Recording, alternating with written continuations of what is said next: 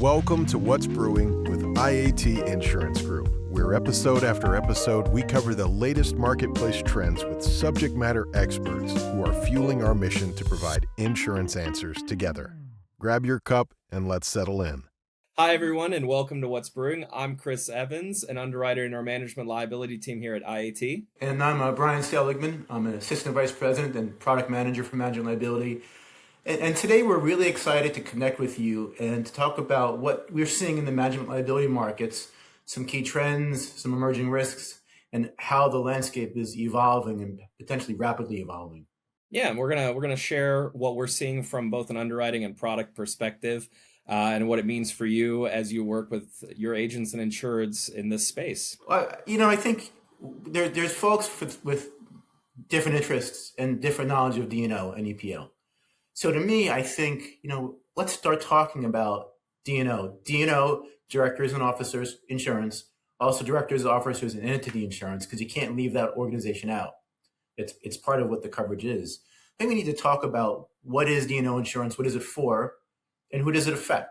And then we can go from there and talk about some of the exposures and what's going on with the D&O world right now and what we're looking at closely. Right, I know D&O gets affected by any kind of global effects or anything like that. EPL can be affected by, new laws or that the states are passing. So from an underwriting perspective, it's always good to be abreast of current events or anything that might affect coverages going forward. Right. Yeah. So let's talk about D&O by the nature. It's the intent of D&O insurance is to protect people and the organization when decisions are being made and running of the company that could lead to a lawsuit. So it's alleged wrongdoings regarding the management, the governance, or the operation of the company or the organization. It could be private, not-for-profit, and public, but it's covering the running of the company, the organization. And Chris, since we're going to go back and forth, what as a practical matter, what is covered under D&O? What are the insuring agreements? Well, you've got your side A, B, and C typically in your D&O, in your modern D&O policy, where your side A is for your individuals who are not going to be able to be indemnified by the company. We'll go over what certain situations that would entail. Side B is going to be for individuals that can be indemnified by the company, and then side C is for the entity coverage. Okay, so D&O insurance is basically to cover the company's costs if they pay the claim and defend, but also the individual if they have to pay out of pocket, and that's side A. Correct. An interesting fact is these forms developed in the 1930s with the Security and Exchange Acts of 33, 34 to help protect, and they were actually two separate policies. There was the side A policy and the B policy, and over time it emerged, and then eventually they merged, and coverage for the organization was actually included in those policies, I think in the 90s. But that's a really brief history of those policies. So side A, you sell insurance, why is side A so important? Well, I was talking about the different instances where side A is going to come into play. And typically it's if the director and officer got in trouble, maybe there's a claim against them, and the entity is not able to indemnify them, whether that's by law or through a bankruptcy proceeding. The problem there is that the individual, the director or officer, is going to be on the hook for anything like that, for any claims against them, and they won't have any help from their company, from the entity. So that could really hit their personal assets, if they don't have that side A coverage. And that's the scary part. If an individual without insurance has to end up paying out of pocket, we know with social inflation, and how much do these claims actually cost people? Imagine someone sitting at a board doing the best they can and having to out of pocket pay hundreds of thousands, which is not an unrealistic statement. That has so many effects on someone's life, on their family life, on the ability to afford things, on their credit. It's something that really, really is so important to our individual lives, life-changing, that we really need, we as people need to make sure that we're protected. And that's the importance of really side A. And then you mentioned side A comes into play when their company can't pay, they're insolvent. And immediately with insolvency, you're talking bankruptcy. And the trustee may go after the individual directors and officers and that policy. That's why people say that insurance is an asset of the bankruptcy court, because that $5 million Side A policy with Side A coverage, they're going to try to use that, or may try to use that, if they find that, and again, the company's bankrupt, so they're insolvent, so we know the company's not doing well financially, which means that they could allege that the directors made mistakes running the company. Well, and by the way, there's a duty that the directors have to the organization, to the company. There's a duty of care to make informed decisions, a duty of loyalty to avoid conflict, self-dealing, insider trading. So there's a duty that the directors have, and they have to meet that standard. Not just, and there's also a duty they owe to shareholders. So it does get complicated, and people need to know when you're sitting on a board, what your duty is and who it is to. And I mean, there's even instances where you can do everything right and you still have to defend a claim against you, and that's going to cost money. And we all know that D&O claims, whether you're just defending or you're having to settle them, are going to be a severity, issue rather than a frequency issue. Yeah, they get to be expensive.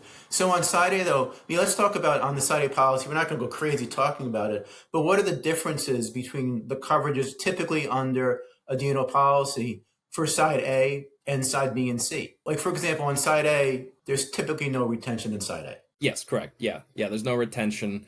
Well, B we discussed was for the individuals, but the companies indemnifying them, and then C was for the entity. Right, and typically, because people, if it's a Side A claim, just can't afford to pay. We really need that insurance. Typically, there's less exclusions that apply as well. So typically, there's a zero retention, and there's less exclusions that apply on Side A as well. Plus, what does our policy, for example, offer on additional Side A coverage? Yeah, well, we sublimit the Side A. We can offer the Side A, but we can also offer additional Side A as a supplement. Typically, we do that as a 1 million supplement for additional. And then I know some carriers will also offer the Side A DIC policies as also an enhancement. So I know you mean not a supplement, because a supplement would be less coverage, but an additional limit we're talking about. Additional, yeah. Because there was a supplement, then you would just have 1 million. But yeah, it's an additional Side A limit. So people, it's not just for big business, right? Coverage, like individuals, right? Like may sit on a board, like, and you see this too in your underwriting, right? You sit on a board of a homeowners association, of a local charity, because we need people to be part of running these vital parts of our communities. Like, is there an exposure that they have? Yeah, absolutely. Anytime you sit on a board, there's an exposure. I mean, in an HOA case, right? You've got contracts with all sorts of vendors, maybe for your landscape or anything. And if you didn't budget this correctly, you could see claims, a lawsuit coming in from your vendors. You could see a lawsuit coming in against you from the homeowners themselves because they're mad about a special assessment because you didn't budget. Now, I will say that HOAs typically have management companies that handle that for them. So it's not that big of an exposure where, they're doing the budgeting themselves. But if you are sitting on a board somewhere, you should inquire and make sure that there's some limit of D&O in place. Whether it's a nonprofit, when it doesn't matter how small the company is. If there's stakeholders involved, you should probably have D&O coverage. So it's not just for companies, it's for organizations like local religious organizations, which are small, have a board. Maybe there's a merger that may be going on between, say, two different religious organizations in the community. That's an exposure by the members of the religious community for the board, and they may not have tons of money, and they may not be able to afford it. So having a policy, to your point, is vital for anyone sitting on the board, and also for that organization, because a small religious organization, like we said, religious or charitable, they may not have the funds to fund hundreds of thousands of dollars to defend themselves. Right. And then what happens? You're using all your money up, and that could create a financial hardship for you as well. Maybe you have to collect more dues. But these things, we don't know the consequences of one exposure to another. Right. Well, I mean, one litigation can lead to another in that scenario, right? If you start having financial difficulties because you had to settle a claim that you didn't have insurance for, here comes the next round of claims. So we've talked about the need for companies to have D&O coverage, not just larger companies, but also for smaller not-for-profit organizations where people in the community sit on the boards, and those organizations have the exposures and could cost a lot of money, but also the individuals. Right. And so folks out there should talk to, if they don't have insurance for those organizations, talk to your insurance agents, talk to your brokers, and become more familiar with it and get some peace of mind. Yeah, hopefully the everybody's getting the proper service to say like, hey, you need this insurance. I would recommend this insurance because it is a very important thing. And I'll say before I started in underwriting, I personally didn't know what D&O was or management liability. So you have to educate yourself and realize that this is extremely important coverage for any company to have. And I want to go back to Side A coverage because I think you raised an interesting. You said something, in fact, I didn't know what it was until I started. Yeah. And I think one of the interesting things we talked about on Side A coverage, some of the reasons why Side A kicks in is because of insolvency of an organization. So underwriters need to be able to really look at the financial condition of a company, and a lot goes into that. But there are other triggers of Side A coverage other than financial insolvency. And I think it's important to demystify that as we will and explain a little bit what that is. I mean, if you've got, let's say, the DOJ or some federal agency coming around and they're doing an investigation, it might be that they're freezing the funds of the company if there was something possibly illegal going on. And well, there you go. The D's and O's can't get indemnified because of that. So it doesn't have to be just bankruptcy. It could be a criminal investigation or something that freezes their funds. Yeah, that's a good point. Let's also talk about derivative lawsuits. Derivative lawsuits are brought by typically shareholders on behalf of the organization against directors. And the interesting thing and the difference between derivative lawsuits are the individual shareholders, typically shareholders, are suing on behalf of the company. So any settlements or judgment amounts don't go to the person who sued, doesn't go to the shareholder, it goes to the organization, it goes back to the company to make them whole again. So what also that means is the company might be in good financial condition and can afford to defend the individual. But it's the company, in essence, who is suing the director, who's recouping the funds from the director, the settlement or judgment. So you can't defend someone you're suing. Right. There's been cases about that. So that is non-indemnifiable loss as well. And so that's also where Side A kicks in on. And you see, and it's not just public companies. Private companies can face these, private individuals who run private companies can face these kinds of derivative lawsuits as well. But on behalf of the organization against the director, and the company recoups the money, and you can't basically defend the people you're suing. So that's also where Side A really kicks in as well. And that's another reason why you need enough Side A coverage. It's not often that it kicks in, right? But it is severity. Well, that's also why companies would like to see that additional Side A too, so that if there is a derivative lawsuit, that lawsuit's not eroding their entire limit that they have, their B and C limit on top of that. So they have a little extra with the Side A. Yeah. But so I feel like asking questions, but it's just you and me here. There's no audience to ask questions for, but I'd love to have that question to talk to people and see what we can talk about with Side A. And again, the directors owe a duty to the organization. It's a duty of care, and they owe a duty of loyalty as well. There's a duty to shareholders. There's responsibilities to employees as well, not necessarily duty, but you got to follow laws with respect to employment and employee rules. So there's exposures out there with respects to employees, with respects to shareholders, with respects to creditors. So there's a lot going on with D&O. So I think, do you have anything else to bring up about the D&O policies? Not so much the policy, but definitely, market trends are, I've noticed a lot more submissions requesting higher limits for D&O. So maybe they have $1 million, and now in times of uncertainty, they're trying to build that up to $2 or $3 million, maybe, or even higher. So I definitely think the need for this insurance is becoming more apparent. And also higher limits, just with the requests that I've been receiving. So the market conditions, I mean, we can talk about anything, that's affecting global markets. We can talk about anything that is affecting our local markets, but I feel like it's all interconnected now, especially with, some tariffs and rising gas prices and everything. There's a lot of uncertainty because of that. So let's just briefly touch on tariffs. And I know the elephant in the room is, potential gas shortages, the war going on, and we can, the best as we can, discuss potentially how it could affect Well, D&O. let's talk about the tariffs, how that could affect DNO. We were just talking about that actually, and now that companies are demanding refunds for those tariffs, are companies gonna start seeing lawsuits against them from consumers demanding that money back? Right. So let's back up a little bit on that, so everyone can, if you're not up to speed. In general, though, the Supreme Court ruled that the International Emergency Economic Powers Act was unlawful, and so that the tariffs collected, roughly $166 million, not million, billion dollars worth of tariffs, was wrongfully collected. So that's a lot of money collected from different companies or importers who paid that amount to the government. But what the Supreme Court did not do was clarify whether that amount had to be returned to the people who paid the tariffs.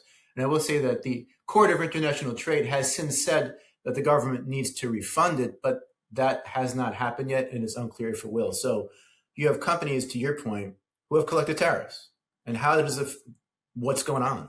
Well, between consumers demanding that they're, and I don't think there's any vehicle in place that you could refund that to the consumer. I think that's not going to happen. But what you might see instead is businesses suing each other and asking for that money back. So, we were talking about, if I'm a home builder and I've had to pay, higher prices, or I've had to pay a tariff to import my lumber.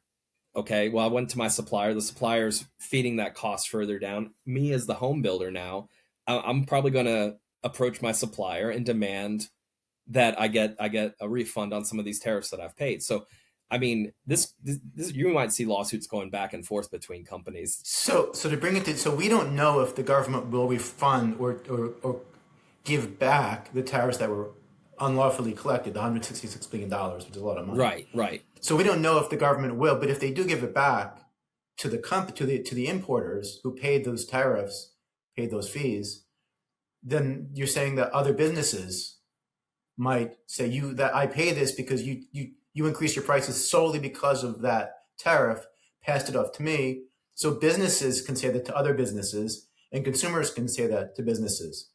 And in fact, there has been, and we'll see how it turns out, and how deep this goes, but a lawsuit filed in an Illinois federal court recently that Costco owes its customers refunds related to the tariffs that were deemed unlawful. So there's actually lawsuits being brought by individuals, by class actions, against companies who increase prices because of the tariffs. So something to watch. Now, what that means, if the companies have to give back profits, is that a D&O exposure? It means they're making less money than they anticipated. Perhaps they made public disclosures about their financial stability, about their income and revenue. And if it's different, could that lead to D&O lawsuits? Well, that was the reverse was for that happened to CarMax recently, wasn't it? Where they said, no, the tariffs aren't going to affect our business too much, and then it ended up actually affecting them. Right. So they're on the other side of that, where they didn't preemptively hedge against the changes, versus now where it's, okay, we've collected what we need to collect, but now we're responsible for returning that money. And, you know, I highly doubt that the price increases were apples to apples with the percentage of what the tariff was, so I don't, that's going to be very interesting to see how that plays out. So there's volatility in the economy, and statements made by companies could give rise to lawsuits brought by shareholders who allegedly, made misrepresentations made, maybe under the law, or could affect their decision making. There's an exposure out there. We don't know, but to your point, something to watch. And with tariffs, we saw it, and we're still seeing it. And profits could be affected, which could affect shareholder lawsuits. And whether the lawsuit has merit or not, it still needs to be defended. And even if it's a summary judgment motion, especially with social inflation, the cost of defense gets expensive, especially for D&O claims. Yep. Yep. We have agreed on everything so far, Chris. We need to actually argue about something. Well, no, we always agree on stuff. We always agree on stuff. But that's not entertaining. Well, do you want to? We can touch on the EPL maybe, about some recent trends about. Let's just finish up first. Now, here's where we're having a little fight. Like we talked about, the elephant in the room is the war that's going on right now, right? And again, we can't predict, but we can potentially look at some of the concerns that are out there. Do you want to talk about a little of that right now? Yeah, we can. I mean, it's a lot more of the unknown, right? It's the economic uncertainty. We all know that oil and gas prices affect just about everything that we touch. Everything gets transported to the store that you're buying it from. Everything gets delivered to your home if you're ordering it from online sources or anything like that. So, oil and gas price increases are always going to increase costs everywhere else, but the uncertainty of where those prices are going to be going over the next 12 to 18 months, there's got to be some smart people in the room in these companies in these boardrooms to figure out what they want to do to hedge against those price increases. And some may increase their prices to kind of offset the higher prices sooner rather than later, but that's a game time decision for these board members. So depending on what happens, there may very well be a shortage in some areas, although the reserve is being released, hopefully. But there's clearly could be a shortage in some areas. Therefore, price increases, as we said, for any organization, company that relies on these energy sources, prices go up. There could be an issue manufacturing goods, so cost of airfare goes up. Cost of cruise and vacation go up. Cost of food goes up because of transportation. Cost of jet fuel goes up. Cost of gasoline goes up.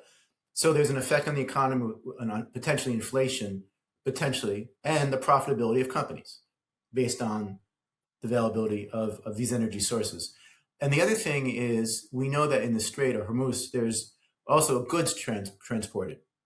So any goods that come through the strait, potentially they be maybe routed, or their availability may be lessened. And if companies are reliant on those goods, perhaps pharmaceuticals, it could create shortages and create concerns about price goes up, profitability for businesses. If there's profitability for businesses, then potential shareholders are making less money, companies not making money, shareholder lawsuits. So potential D&O exposures is one thing we're talking about. And as well as the farming industry, fertilizer is produced in the Middle East area that has to go through the strait as well. So how will that affect farming? Farmers need fertilizer for crops, so there could be an effect. Now it could be an effect. We don't know, and so something, just again, we don't know, but something to watch. How does it affect profitability, scarcity of goods? Maybe there isn't, maybe there is, but something for us to all watch from a DNO perspective. Yeah, I would say from an underwriting perspective, from our side, especially if we start seeing trends where between, 2024 and then 2025 and then year to date 26, profits are going down, costs are going up. It might be likely that we're going to be looking more at trends rather than just looking at a snapshot of, a 1 year or a 1 year financial statement, especially if they're manufacturing, or they've had, financial issues in previous years. Now, some companies will be able to just absorb these costs, and that's but that's not every company. And we just don't know. And that's what we're saying. We don't know, but we're just pointing out. There could be potential issues that affect with respect to the war right now, and so something for us all to watch and be careful in our underwriting. And it's also exemplifies the need for companies to have insurance with a volatile or unstable economy, whatever it may be. There's more of a need to have that security blanket, to have that insurance to protect you if your profits to go down and you get sued. So that's also why it's so important to have this coverage for companies and not for profit organizations as we go back to have that. So it's not just not for profits in the community; it's companies that buy and sell that have shareholders. So there's so much out there that just makes sense. Yep. Yeah. I'm good with D&O. Anything else on your end, Chris? No, I think DNO is good. I think we've got time to talk about a quick EPL thing that we might be seeing in the future, or an issue that we might be seeing in the future, with the rise of AI, AI in hiring as well. My thoughts are on it that, you might have, especially in these earlier days, instances of discrimination going on. with these AI models, and it's nothing to do with the company making a wrong move or anything, but there's certain parameters maybe that they put into the AI when they're looking through resumes that could be considered discriminatory. So it's definitely something that's coming up, but we probably will see issues going forward with that. So there's for folks not as involved in EPO coverage, it's employment practice liability coverage, which will cover claims typically alleging discrimination, harassment, wrongful termination, and others with respects to employees or applicants for employment. It also provides coverage typically for third parties, non-employees who allege they've been discriminated against or harassed by the insured, by organizations or individuals who are employees of and represent the organization. And so it is illegal to discriminate people who are part of protected classes. Yeah, absolutely. So age, for example, right? Race, gender, disability, pregnancy discrimination. Companies can't do that. You can't hire or fire, say you're over 40 years old, which is the age for protection. I don't want you working here. You're too old. That's illegal. Yeah. But the same standards apply to the use of AI to determine whether to hire or not hire someone. And AI could have biases built in because it's based on historical data, on historical activities. And so if the historical activities might be biased, you could be building that into your own AI algorithm. The other thing to look out for with AI is vendors you choose. Workday, for example, is involved in a current lawsuit regarding age discrimination. Workday is a vendor for many companies. So companies have to be careful and do the proper vetting as well as those vendors who provide the AI services. No, I agree. I agree with you. It's too soon to tell how that's going to affect, because I know we still have, actual physical people in most HR teams, but I do see that becoming an issue in the next few years. Yeah, people want to look it up. It's Mobley versus Workday is the lawsuit. So if folks want to listen to that or read about it, look up Mobley versus Workday, and it involves something called disparate impact.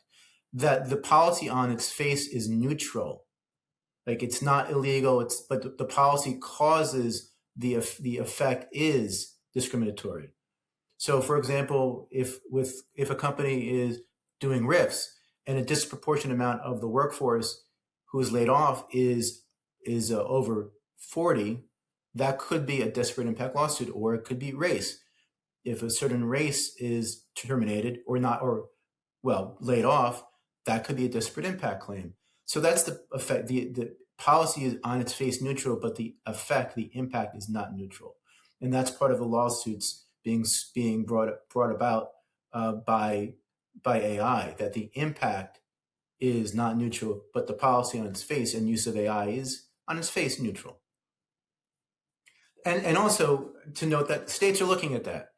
You have states, Colorado, California, they're looking at that. And so you could see more and more states with laws that require auditing, that require reviews, and maybe at some point even penalties with respects to use of AI. So it's something from an EPL standpoint, we need to see how it develops, look at it. And I will say this, I'm talking a lot, but if we all think about our use of AI, it has, to me, exponentially, significantly increased in our daily use over the past year. Like and it's probably true for so many folks that the use has exponentially increased. So with that, we might see more regulation with respect to AI. And we'll see how it affects us from an EPL or also from a D&O standpoint. We just don't know yet. Well, that goes back to the sourcing material that you were talking about too. If the sourcing material is wrong, right? I think people right now maybe trust AI a little bit too much with the information that you ask it, and I for one, if I ask AI something and I'm like, okay, well that's the answer then, I guess, but it's not always correct. And you notice that especially like in the Google AI assistant when you're Googling something and it's like, well, that information's completely wrong. So if information is wrong there, the information that you use in your HR team could also have incorrect data in it. So, I think the regulation, there will be additional regulation for that. Yeah, all good stuff. Interesting. Yeah, so I mean, to summarize, I think we talked a lot about D&O. We went over that. And in EPL, there's always going to be EPL lawsuits, and there's laws in place with discrimination, harassment. the key right now is how is that playing out with the use of AI in the workplace. So I'd love to do a follow-up on that as well, a couple months from now, see how that goes. Yeah, definitely. I don't think there's been any other real developments in the EPL field besides the Washington wage transparency law that they put out there. But other than that, it's been the same old, same old. Right, and that's something for us to continue watching, because other states have transparency laws with respects to wage and requiring that the range has to be out and transparent for people who apply to see what it is.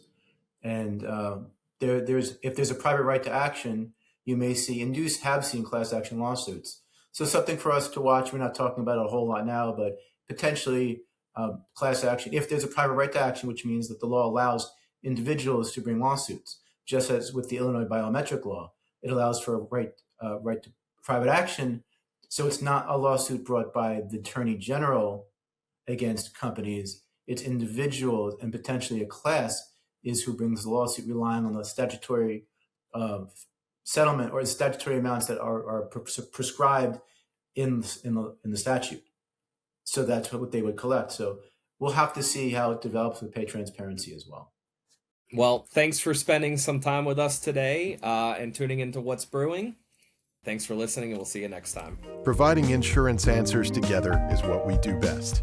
Thanks for tuning in to the latest episode of What's Brewing. Until next time.